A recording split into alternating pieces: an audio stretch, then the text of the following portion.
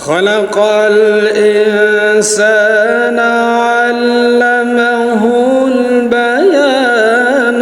الشمس والقمر بحسبان والنجم والشجر يسجدان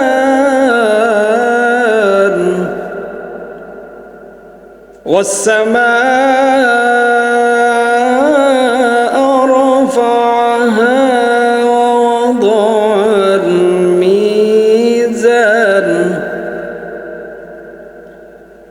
ألا تطغوا في الميزان وأقيموا الوزن بالقسط ولا تخسروا الميزان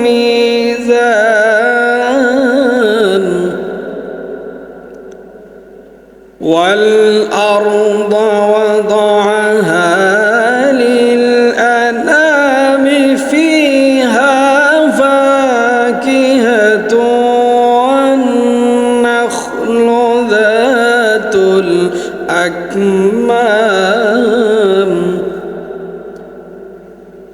والحب ذو العصف والريحان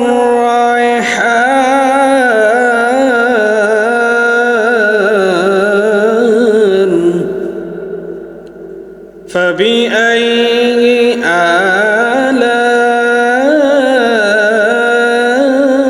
آلاء ربكما تكذبان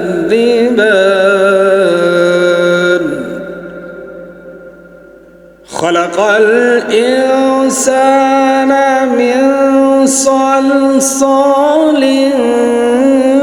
كالفخار وخلق الجن من مارج من نار فبأي آلاء ربكما تكذبان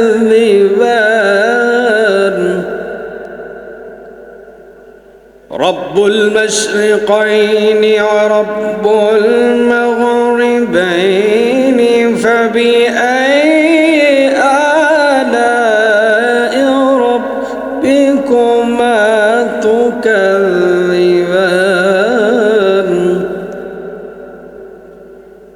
مرج البحرين يلتقيان بينهما برزخ لا يبغيان فبأي آلاء ربكما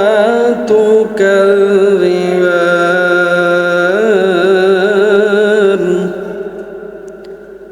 يخرج منهما اللؤلؤ والمرجان فبأي آلاء ربكما